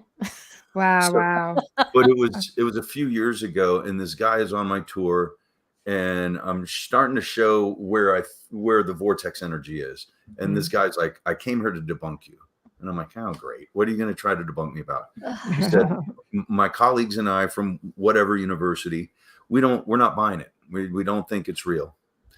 And so he had what you call a tri-field magnetometer, which measures electric energy, magnetic energy, electromagnetic energy, and microwaves. And so he's like, where do you think the energy is? I said, well, I believe it's at the stupa. So we go to the stupa, bam, bam, bam. It starts to peak. We walked away. It stopped. We walked over to where there's a statue of Buddha and a vortex tree right next to it where it's twisting. And I'm like, I believe it's here also. Bam, bam, bam. We walked away. It stopped. And then we went to an even better vortex tree, and it peaked again, and then it stopped when we walked away. Yeah. And he just had this such defeated look on his face. Right. And he said, you know what? I debunked myself. I debunked myself. You know what? I thought of him. But I'm like, well, good. But it's good for both. He validated you, and he got his answers. And any true scientist wants an answer, regardless of whether it's in his favor or not. But aren't those the tool that he used to measure all of those? Aren't those also used at airports? I'm sure they are. On the tarmacs, I believe they are. Yeah, I'm sure they're used by our military piece of equipment. Kinds of it's a stuff that we don't even fascinating piece. understand. Yeah. All right, we have to take a really quick sponsor and station ID. I'm rusty. I gotta before we get my hand slapped. I'm rusty. It's just oh my goodness. Okay, you are listening to The Outer Realm with Michelle Desrochers and Amelia Pisano, coming to you live from the beautiful city of New Orleans on 107.7 FM, as well as the Gulf Coast on 105.3 FM. We are live on the Roku channel and archived as well. Our guest tonight is Reverend John Polk, and he is here discussing ghosts and hauntings and everything paranormal in Sedona. And we had show and tell. So if you're listening and you're just tuning in, you might want to wait for the archive and catch us on YouTube so you don't miss all of the amazing photographs. And there's a video as well. So if you're just tuning in, don't worry about it. You can stream us on our archives, on any platform that you normally use. Search United Public Radio and then The Outer Realm to find us. Remember to click like and subscribe and add us to your playlist so you never miss an episode. Kindly share us with your friends and family. I'd like to thank Michelle, and I are thanking Folgers tonight for your continued support. See, I told you I'm rusty. So, for your continued support and sponsoring our show, we love you. Thank you. 4 years right now. It's amazing. Our fabulous banner and promo media is courtesy of Steve McGinnis. He's a horror illustrator. He's an amazing artist.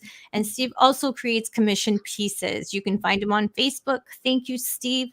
Our intro and outro is courtesy of Dr. Snick, the sonic surgeon. I love saying that. Also known as Justin Snicker, award-winning composer, vocalist, and musician. You can find his music on Amazon and Bandcamp. Stream on any platform. Find Dr. Snick on Facebook and Instagram.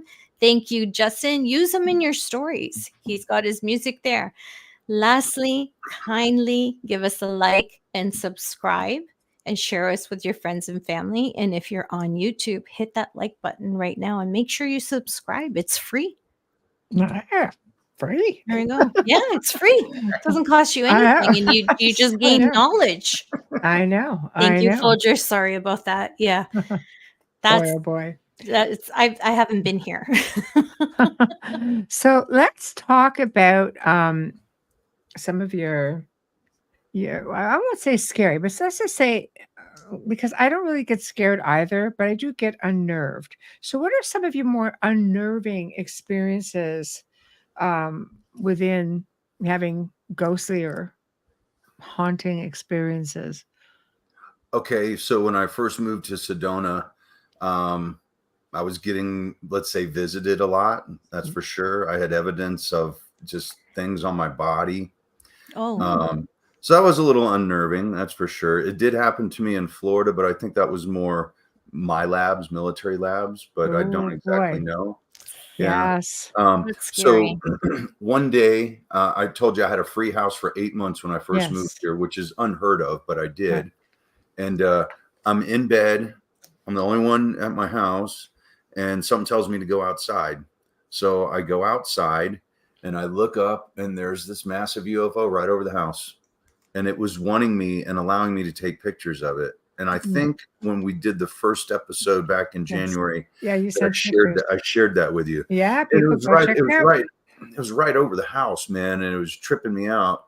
And I'm like, I wasn't scared, but I was kind of like, whoa, wow, really? That quickly? And it only happened within a couple of weeks of me moving there. Right.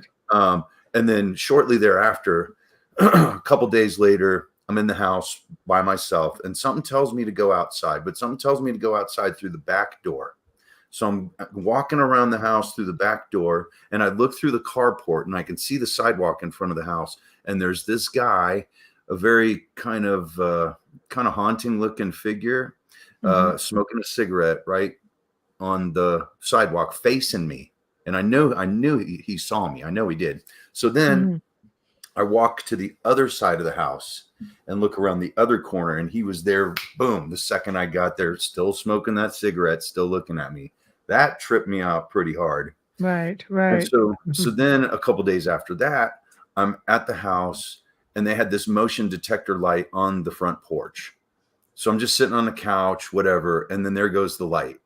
And I'm like, oh, somebody's here. And there's nobody there. Right. It happens again. Then it happens again. Now I'm starting to get a little freaked out. Right. And then the next morning I wake up, and there was 3 apples on the bench, which is on the front porch. And do you know who James Gilliland is by any chance? East Ranch in Trout Lake, Southern Washington, Mount Adams. So James Gilliland, he has the East Ranch, which is extraterrestrial something ranch, whatever. And you can pay, but you got to pay, but you can go and camp on his property. You can camp on his property, and UFOs fly around there just as much as they do here. Wow. Yes. And so he was the keynote speaker at a conference in which I was the MC. And I tell him the story about the apples. He said, you know what that is, don't you? And I'm like, no, I have no idea. He said, I bet it's Bigfoot. I'm like, really? I'm like, why do you say that? He said, you have an apple tree in the yard. I'm like, we got a couple. Yeah. And he said, if Bigfoot likes you, they're not going to take from you. They're going to ask permission to be able to take it. And how do you answer? How do you respond to them? Pitch that apple. No. No, you might get something pitch back. The apple. Don't pitch it. I would hear stuff in the woods across the street, but it could have been anything. You know, I mean, I've never seen a Bigfoot. I would love to see a Bigfoot. I think we all would love to see one. I'm just curious. How do you say yes? Take from the tree, please. It's yours. Well, he said, just go out in the yard and just, with love and light, just say, hey, I love you. If you have they're telepathic beings. Yeah. Eat the apples. And and so I can't prove any of that, but I can prove the light. I can't even prove that either. But the light was going on and going off and going on and going off, and there was nothing there. Right. So you asked, and that was a good way to start. And that was right when I first moved to Sedona. Right. Well, yeah, I mean, you have to look at Bigfoot almost like a quantum mindset too. Like they can just Things shapeshift. like that. Yeah. Yeah. They're They fourth shapeshift. dimensional. They can disappear. They can portals. They're extraordinary. Yeah. Yeah. And we do have evidence of them. People will say we don't. We have their feces. We've done DNA on their feces. It doesn't match any primate on the planet. We have their hair. That doesn't match anything on the planet either, as far as primates go. And also, they'll make these nests. They'll weave these nests. Yeah. And there's biological evidence of them being in the nests also. Yes. Right. So and little we juniors. do have proof of them. We just can't catch them because they just morph out and they're gone. Right. I always feel like they're 10 steps ahead of human beings. Excuse me. Yeah, they move a little quicker, maybe. I feel like they have that foresight. They can see it coming and they're gone. Well, and you get into like just everything we're discussing. It does sound like everything is intertwined in one form or another. You know, you have UFO activity. You're going to have I'm an experiencer as well, and I have had boatloads of paranormal experiences from being an ET experiencer. Now it makes sense when you realize how everything connects. And the same with cryptids. You know, you live in this place that seems to have its hand on everything. I mean, cryptids, UFOs, ghosts and hauntings, power spots, vortexes, ancient monuments, petroglyphs. I mean, the list goes on. You have a huge indigenous, community that has this amazing folklore and sightings and belief systems that stems back hundreds, thousands of years. Yeah. So remember the story about the Rendlesham Forest? Yes. With James Penniston and John Burroughs? Yes. So when James Penniston put his hand on that craft, right? He was downloaded with this binary code that was pages long, literally pages long. And it said something to the effect, continuous exploration for planetary advance. Right.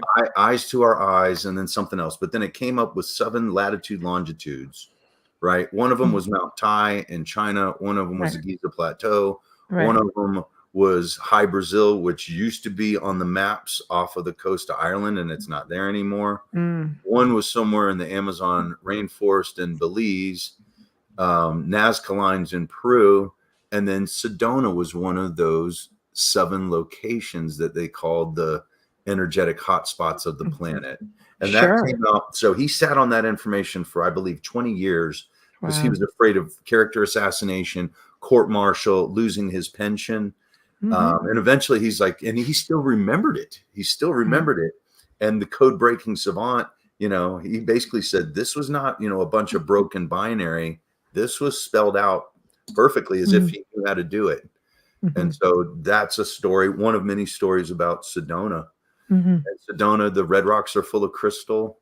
And then there's mineral rich artesian mountain spring water that flows through aquifers and rivers and goes underneath and through the vortexes. And between the crystal and the mineral rich artesian mountain spring water, it ramps up the conductivity of the vortex energy, which is a spinning energy, right? The electric and magnetic lines cross. We create electricity by rotating magnetic fields. And that's basically what's happening here. And then check this out if you can see this. This is a crystal with a seashell in it. See if you can see that. Oh, from there. I was just going to ask you, can you take stones from there or do they frown upon? Oh, it's bad juju. It's bad juju, Michelle. Really bad juju, Michelle. Check this out. She hasn't been to Sedona. See the seashell in that? Yes. It's beautiful. Yes. Okay, so this goes into what you were saying, Michelle, the consciousness, it's all interwoven. So I was helping a friend move years ago, and he had a box of crystals, and he said, do you want one? I'm like, yeah, sure. He's like, wait. Because I was just going to reach in and grab one. He's like, no. Allow it to choose you. And I'm like, you know what? You're right. I wasn't thinking. So I turned my head and pulled this out. And I'm like, oh, that's unusual. And then I don't know, a year later, if this guy was a merchant marine and I show it to him and he said, you know what that is, don't you? I said, I guess I don't. He said, it's a bivalve. It's a crustacean. It's a seashell. This is fossil evidence that the flood occurred.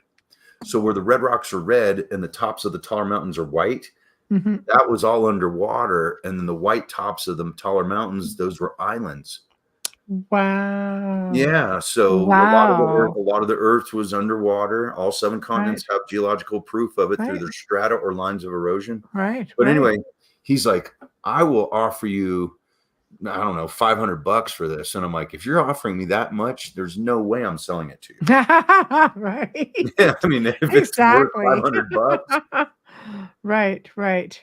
Well, it chose you too, right? So yes, exactly. And that's what my buddy was saying. He's like, don't you pick it, allow it to pick you. So I literally kind of dug. I didn't pull off the top. I just stuck my hand under there. Okay, that feels right. And I pulled that out. And I had no idea what I got. Right. And it was probably the most valuable crystal out of all the crystals in his box. Right. And no, it is. This is cool here too. So there was a friend of mine. It was my birthday last year.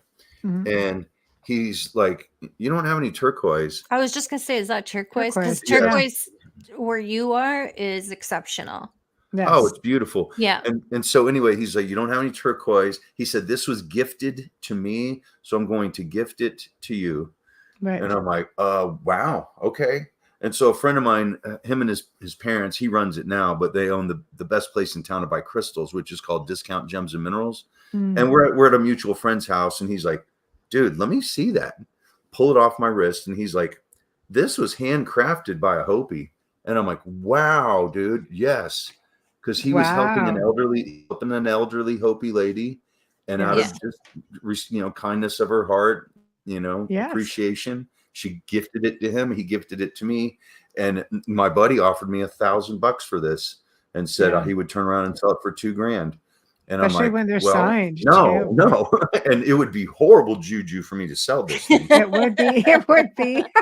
Yeah, it's definitely. So one day when I'm much older, because I love it, with the second I put this on, I'm like, whoosh, I could feel the energy of the elderly Hopi lady. I totally could feel it. Well, because, the belief system is you can, especially with jewelry or anything minerals and crystals, because their energy goes into it. Absolutely. Right? Yeah. Right. It has consciousness. That's what the whole concept of let it pick you. I'm like, yeah. Oh, you're right. I wasn't thinking. I had a crystal bracelet that I purchased from someone, and I don't like this person, and Michelle cleared it for me because I was ready to toss it. She's like, don't toss it, clear this for you. No, I'm like, to be so careful. You have to be careful. No, I am notorious for like traveling the world and bringing back soil. That's why stones. I said she hasn't been to Sedona. It's okay, people. I have other methods Nothing's missing of my Sedona stuff because I have not been to Sedona, but I have my ways. So, I know people everywhere. That's all I'm going to say. Yes. But, so, okay, on your tour, because I want you to promote your ghost tour and then I'll put up your ad. But so where can you talk about some of the places briefly that you go to or, reviews from people who've been on it? Promote. Let's talk about it because we're coming on to tourist season now. Now's the time, right? Well, we're just out of the teeth of spring break. So our spring break is over. Right. We're still trucking right along. I mean, tourism's been really good. I work with some really good people that know what they're doing. And anyway, I work part-time and anyway, I'm very blessed to have the career that I do. But getting back to where I do my ghost tours, only where Sedona is buried. I don't do them anywhere else. Okay. Now I've had people ask me to come to their houses. That's for sure. Right. And what kind of experiences have people on your tour had there? Okay, that's a great question. So because you're connected, so you're going to get great experiences. But what about people that have no connection to her? Okay, so this is an actual testimonial that I could find at some point. but this, I believe it was a girl and her boyfriend or husband. They come on my tour and they said that they went to the Salem, Massachusetts ghost tours. Right. Mhm. And they said they were totally disappointed. And I'm like, why? They said it was more of a history lesson than it was a ghost tour. So I'm getting the flashlights to come on and stuff, which Right. does not always happen, to be honest with you. Right. But usually I'll set up like 4 of them. And Mhm. usually at least one will come on. Right. Not always, but almost always, at least one of the 4 will come on, if not multiple ones. Right. And we'll sit there and Very talk to cool. them. We'll talk to them. Hey, Sedona, I love you. I have my friends from, wherever, and they came here to see you. Could you please turn on the flashlight for us? Right. And more often than not, it happens. And it's the most satisfying feeling in the world. And when it doesn't happen, you feel like hanging yourself, basically. Yeah, but That's not Sedona good. is full of power spots. Salem's not. I've been to Salem, but Okay. the Hawthorne house is Right. Right. Anyway, but that was the ultimate Yeah. flattery that, Right. they had gone to Savannah, Georgia, which is very haunted also. Mhm. But they're like, this is by far the best ghost tour we've ever been on, because most of them just try and, base it on history. I And think, but I can understand that, as I've I done can ghost understand it tours. Yeah, too. you have to understand the history of an area to understand why it would be haunted. I Yeah. mean, they sort of go hand in hand, much like when you go a step further, you get to, give the history of who Sedona was and what happened to her and so on and so forth, which makes it easier for people to connect with her. Because if you're going to do a communication, you want to know a little bit about her to ask proper questions, not, I mean, if I was a spirit and somebody said to me, "Is there anybody here?" and I'm standing there, I'd be kind of like, But you're an that's idiot. What am I that's still doing? your personality anyways, though, Well, right? I That's know. our personality, actually. Yeah, Well, but you just want to hers, mine ask too. tangible questions, right? Absolutely. So you want a Yeah. little bit of insight. So what I And do Michelle is, has years of experience with that. what we do is we go to the graves where we have the most success with the flashlights turning on. So that's where I start. And I always start at Sedona's. And I explain the history through and through also. So her husband is on one side of her, TC, Theodore Carlton, and then their daughter Pearl that died at 5.5 years old in a freak pony accident. Yeah. Well, that's the reality. And then I Hard times, go yeah. then I go over to the Russell family and tell their history. And then there's the Parker family. I tell their history. And then I go to the Hedges, and there's like 10 of them there. Wow. And so I tell their history. And then I go to Megan, which was one of the videos I sent you, and tell her history, how she was only 3 months old when she died. Oh. And then I go to the Purdymans and tell their history. Mhm. And then I go to the Purtles and tell their history. And then I go to the Londons and tell their history. So as we're walking around, do you know what the difference between a graveyard and a cemetery is? Yes. Mhm. Consecrated Oh, the ground. difference. Yeah. I only learned this a few weeks ago. What? Oh, okay. Yeah. The So graveyard. what is it, Amelia? No, you go ahead. You're the Okay, guest. so that a graveyard is on a church property and a Mhm. cemetery is not. Right. And I it's didn't know sacred that. ground. It's hallowed Right. ground. Yeah, It's so blessed. I'd been using those terms interchangeably for years until this lady, she was a professor from wherever, and she's like, you just said that wrong. That was incorrect grammatically. I'm like, oh, well, I didn't realize it. But I'm like, thank you for correcting There's an me. ethiquette. Yeah, well, Yeah. you learn from your guests. You I've do. got people that travel around the world and they'll tell you stuff and Yeah. explain stuff to you that Absolutely. you didn't know. Well, that's Right. how I knew, is from visiting churches in Italy. I learned when I was about 18. Okay. Yeah, So I learned it's just- when I was 54. Yeah, well, I'm 55, so but I mean literally Right. because of my mother. Like, that is the difference. It's sacred ground, and that's why a lot of the times what happened was the priests would be buried at the church graveyard Mhm. more often than the citizens of the village or Right. Right. the city. Yeah. All right. Last picture is your UFO tours. Yay. Promote. So this is in Discover Sedona magazine, I believe, and forgive me if I'm wrong because it just came out. But anyway, I went back and forth with them over the artwork. I'm like, I want the UFO to pop. I Right. want it to pop. I want the beam coming down. I want them to get abducted. And it pops. I'll And tell they're you like, what. well, at Right. first they're like, it's kind of looking cheesy. I'm like, well, then let's Let's talk do it it. out and find a UFO that does not look cheesy and fake and stupid. Right. So, and the colors, I mean, this is the best ad I think I've ever had for anything I've ever done. That's The beautiful. colors pop, the Yes. yellow and the green, and you can just read it. There's a QR code in the lower right-hand corner, which goes to my website, which is johnpolktours.com. Right. I do encourage people to call me. Most people don't do that. Right. I'm the kind of person, if I see a phone number I don't recognize, I call it back as soon as possible, because Right. I have people from around the country and around the world going on my tours. And very often people will not leave messages, but they're still interested in going, but they're not going to sit around and wait for you either. Right. So 407-924-8857, johnpolktours.com or jpolktours@gmail.com. Guaranteed to see UFOs or your money back. Now And that's then- interesting, because that's a really strong guarantee. Yeah. Good well, for guess how many you. people have gotten their money back? 0. Never, I'm ever psychic. once. Wow.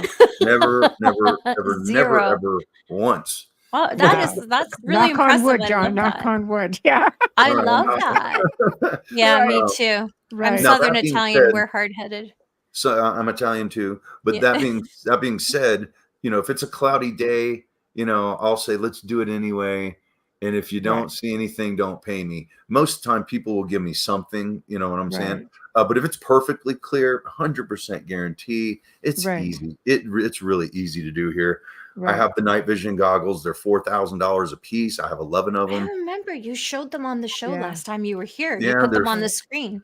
Yeah, they're 50,000 times what the human eye can see. Those are incredible. Yeah, and I have the satellite app, and then I have the star finder. I can show you all that stuff. And you do, Right. like you said multiple times, you do have to apply science to this. That's for sure. Right. Right. Apply science to it. Aw. Because, well, when I first started years ago, everything was a UFO. I mean, and Right. you make mistakes, and if you don't learn from it, you just keep making the same mistake. So Right. I learned- Absolutely, but I it's learned nice. and changed my Right. narrative and learned some more about the science. I actually had satellite technicians come on my tour with me and not tell me who they were. And they were testing me. Right. They were testing me. And the one guy, he was from Europe, figured that. He said, I was Right. tasked with basically spying on you and all your competition. And you're Oh the my only one who got gosh. it right. Well, and he Wow. said, you're the only one who got it right. Nobody else got it right. Even the guy who claims to be a satellite technician, he got it completely wrong also. Right.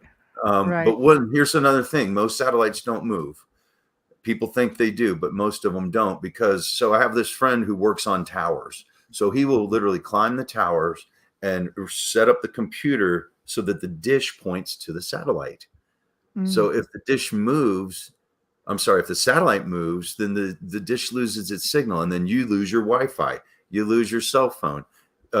First end responders, police, they lose their communications, military, black ops bands that we don't have the ability to pick up. All that's compromised. So most satellites don't move.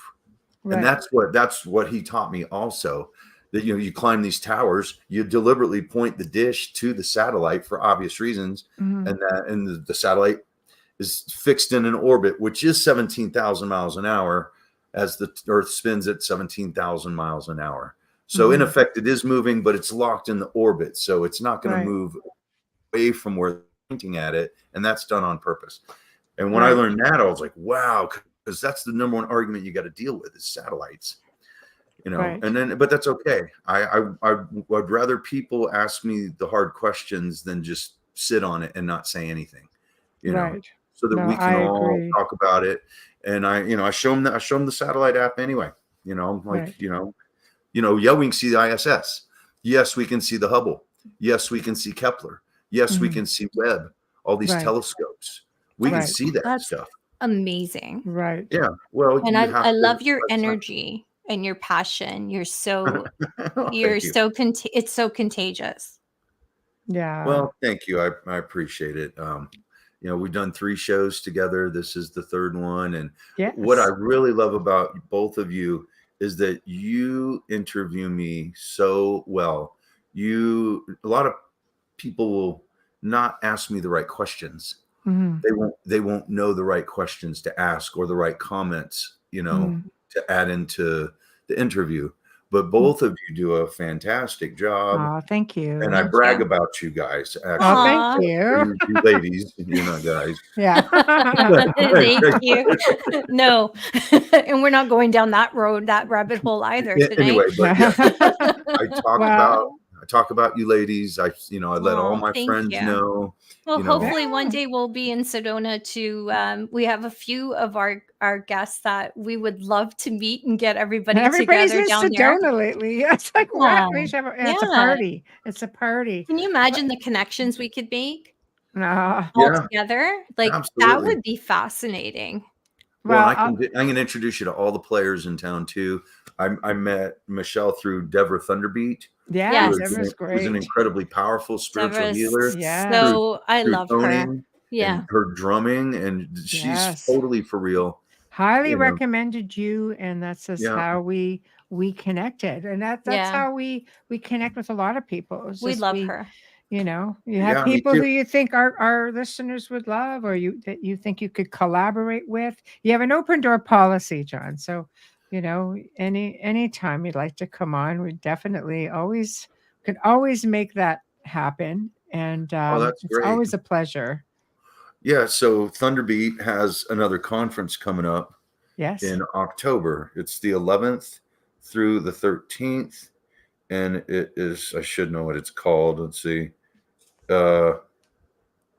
Cosmic Awakening. There we go. Wow. So I've been her UFO guy since I met her too. I love Right. that. So her and this Suzanne Ross, I get 80% of all the major conferences, Right. which is just the highest honor, and I'm just very respectful and It's humbling, isn't blessed to be able to do what I do for a living. it? Right. We'll be doing Right. UFO, and I'm like, hey, this is my office. I'm working right now. What an Right. amazing life, right? It's great. but- It's great. Yeah, but I'm like, You you have live in to. an You have incredible to. place. Yeah, I'm like, You you live have in to a- let this soak in, because when we talk to them and we get them to pulse, I've told you about Yeah. that, or vanish, or even Yes. change direction. Very often we see orbs, we see fairies, we see weird lights, and shooting stars and stuff we can and cannot explain. That's for sure. Right. So yeah, and it's it's Mind unbelievable. blowing. It's mind blowing. Words cannot alone describe how powerful and blessed of an existence I have in this town. I couldn't imagine living anywhere else. Oh, I love that. I love that because it is a very exceptional place. And from what we're coming to see, it's filled with exceptional people, yourself included. And, thank you for doing all of that, because it's just, it's what makes it that much more special. It's people who really are connected to it and really believe in it and have a passion about teaching, because people can go through the motions and show and tell and the whole 9 yards, but you have to have a passion to really want to teach people, because you care about people having an experience, and that makes all the difference. Yeah, it's the greatest satisfaction in my life, Right. and I love to affect people for the rest of their lives. Right.